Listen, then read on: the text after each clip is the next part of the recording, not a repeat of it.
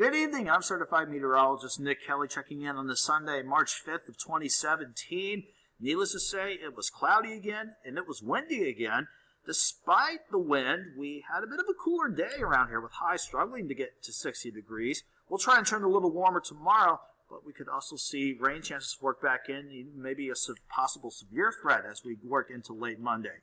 Those details will sort out, of course, but looking at 7th and range line late on this Sunday night, not looking too bad, even though the skies above are plenty cloudy. The streets below looking pretty quiet. Traffic moving along nicely. The official numbers from the regional airport in Joplin today had us starting at 53 and a high of 60 degrees. So we just didn't warm up that much throughout the course of the day. Despite that, both numbers are still above average for this time of the year. The records of 81 and 6 remain intact for another year. No rain in the rain bucket for today. So far for the month, only 1/100th of an inch officially at the rain bucket at the airport, but hopefully we can start to add to that tally once again with rain chances working in for tomorrow and even as we go through the next several days with the way the forecast is looking.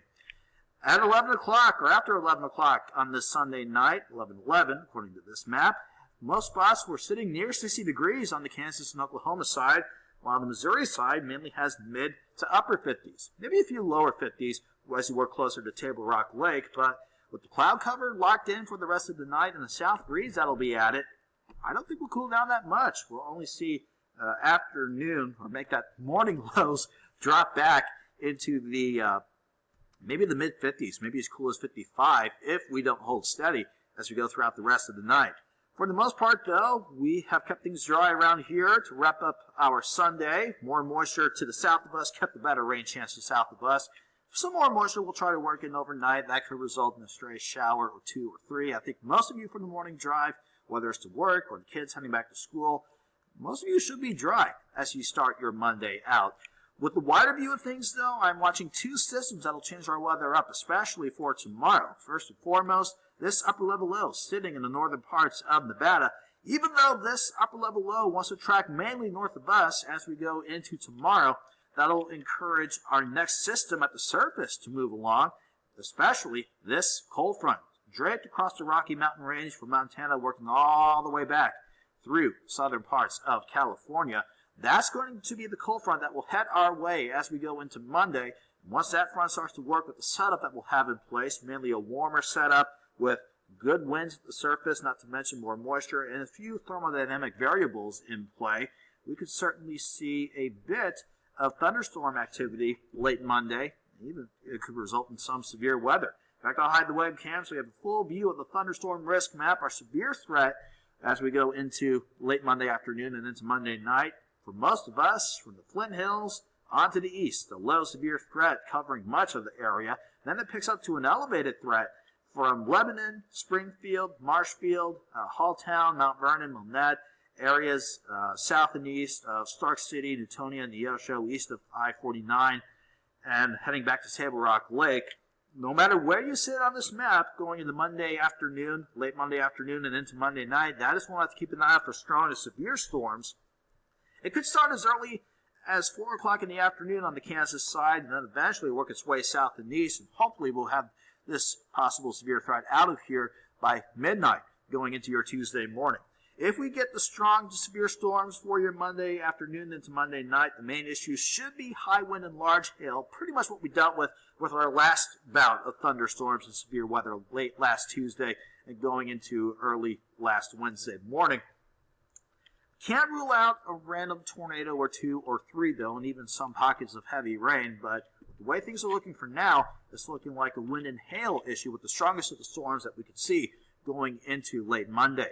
Ahead of that approaching cold front, though, the future track has us cloudy for tonight, windy for tonight, not to mention a little more moisture could result in a shower or two or three. Again, I really think most of us starting your Monday morning out should be dry. Wouldn't hurt to grab an umbrella just in case you get a light shower. Shouldn't be that big of a deal. But we'll go from the mid to upper 50s Monday morning with possibly some pockets of the sun, hopefully back into the lower 70s for your Monday afternoon. So if you get the pockets of sun working together with that south wind eventually sustained at 20 to 30 miles per hour and gusts near 40, that could allow us to go from 55 in the morning, 68 by noon, and then afternoon highs topping out right around 73 degrees. Again, our main chances for any good severe thunderstorm chances, for lack of a better word, won't be coming in until 4, 5, 6 o'clock going into Monday afternoon and Monday evening. This front of the future track wants the cold front to start pushing into the Flint Hills by Monday evening. And even the future track, I think, doing a decent job picking up on the idea of some scattered, strong to severe thunderstorms out ahead of the cold front. With the way things look, we could definitely have a developing squall line right along the cold front as it starts to plow into the I-49 corridor over the Kansas-Missouri state line and right around the Pittsburgh-Joplin Metro and right along the Turnpike going into Oklahoma as we go into 7, 8, 9, 10 o'clock Monday night. Again, with this squall line, if that can still develop and head our way, that will mainly be a wind and hail maker. If we do see some individual cells pop up ahead of the front and ahead of the squall line, that could be a storm or two where we could see a low tornado threat. But again, most of these storms should be mainly wind and hail producers, the strongest of these, before the front pushes everything out of here starting as early as midnight going into Tuesday morning. By the morning drive to work and school Tuesday, we should be in good shape. Mostly clear by sunrise Tuesday, with lows starting in the lower 40s. Definitely a west breeze will allow us to cool down somewhat, but we'll still look pretty mild and pretty nice for your Tuesday afternoon, with highs expected to top out in the lower 60s. I think the future track has us bang on for your Tuesday afternoon, with highs right around 61, and that segues perfectly into the extended forecast. So after 61 degrees on Tuesday, we'll drop back into the upper 30s Wednesday, then rebound into the mid-60s with partly sunny skies Wednesday.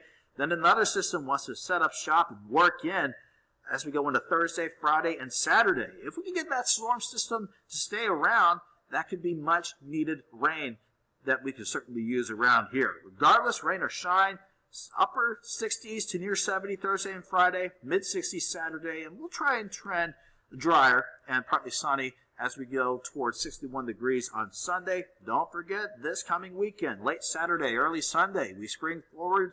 Daylight saving time begins. Be sure you set your clocks forward 1 hour before you go to bed Saturday night. Have a good night.